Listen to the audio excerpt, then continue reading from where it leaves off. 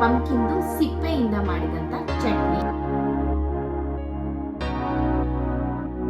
ಇರುವಂತದ್ದು. ಇದರಲ್ಲಿ ಒಂಚೂರು ನೀರಿಲ್ಲ, ನೀವು ನೋಡ್ಬೋದು.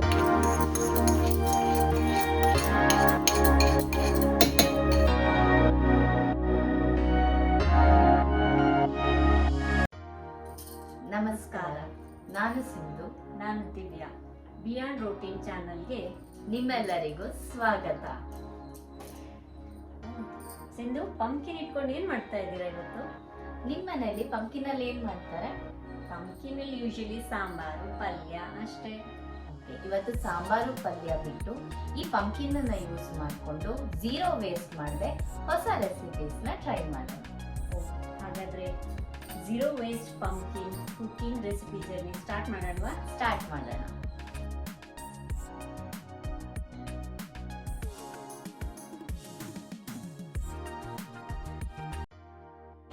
ಪಂಪ್ಕಿನ್ನ ಹೆಚ್ಕೊಂಡಿದ್ದೀನಿ. ಇದು ಸಿಪ್ಪೆ, ತಿರುಳು, ತೊಟ್ಟು, ಬೀಜ, ಪಲ್ಪ್ ಇದಿಷ್ಟನ್ನ ಮಾಡಿಟ್ಕೊಂಡಿದ್ದೀನಿ. ಈಗ ನೆಕ್ಸ್ಟು ಈ ರೆಸಿಪಿ ಮಾಡೋಣ.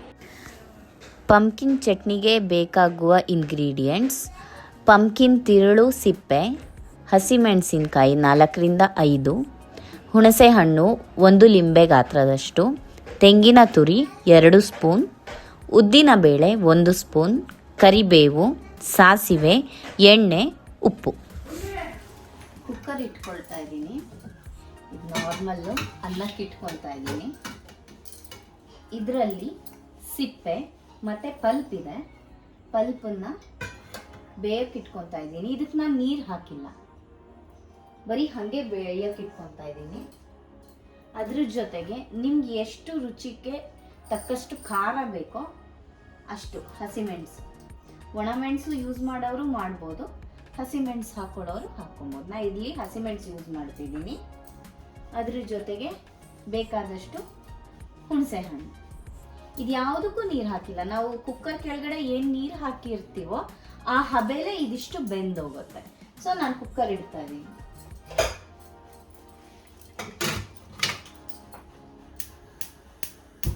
ಇವಾಗ ಕುಕ್ಕರಿಂದ ತೆಗ್ದಿರೋಂಥದ್ದು. ಇದರಲ್ಲಿ ಒಂಚೂರು ನೀರಿಲ್ಲ, ನೀವು ನೋಡ್ಬೋದು.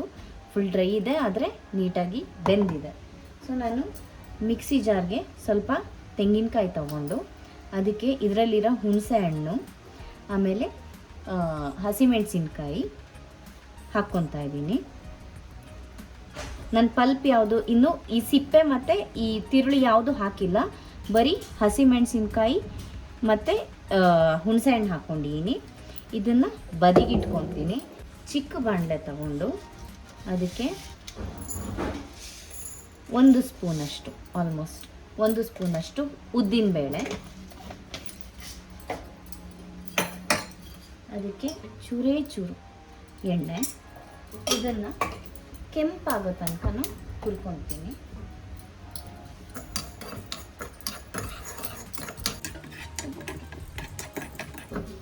ಮಿಕ್ಸಿ ಜಾರ್ಗೆ ಹಾಕ್ಕೊಂಡು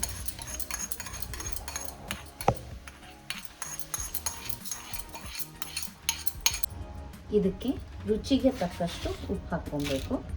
ನಾನು ಇಷ್ಟು ಹಾಕ್ಕೊತೀನಿ. ಇದು ಕಲ್ಲು ಉಪ್ಪಿದು ಹಾಕ್ಕೊತೀನಿ. ಇದನ್ನು ನುಣ್ಣಗೆ ರುಬ್ಬಬೇಕು. ಇದಕ್ಕಿನ್ನೂ ಸಿಪ್ಪೆ ಮತ್ತು ಒಳಗಡೆದು ಪಲ್ಪ್ ಹಾಕಿಲ್ಲ ನಾನು. ನೋಡಿ, ಈ ಥರ ರುಬ್ಕೊಂಡಿದ್ದೀನಿ. ಇವಾಗ ಈ ಸಿಪ್ಪೆನ ಮತ್ತು ತಿರುಳನ್ನ ಹಾಕೋಣ. ಇದರಲ್ಲಿ ಅರ್ಧದಷ್ಟೇ ಹಾಕ್ತೀನಿ ಫಸ್ಟು.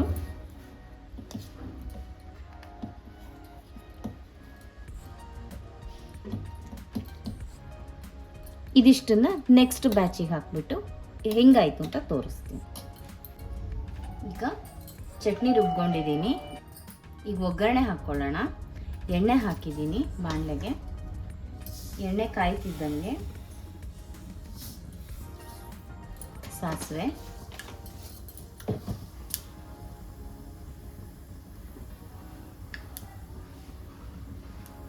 ಚೆನ್ನಾಗಿ ಸಿಡಿಬೇಕು.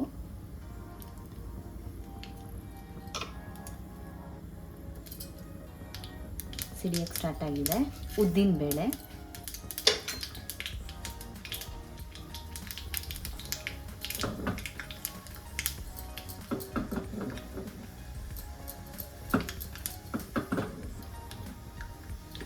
ಉದ್ದಿನಬೇಳೆ ಕೆಂಪಾದ್ಮೇಲೆ ಆಫ್ ಮಾಡಿದೆ ನಾನು, ಯಾಕಂದರೆ ಇದು ಸಿಡಿಯುತ್ತೆ ಅಂತ. ಇವಾಗ ಕರಿಬೇವು,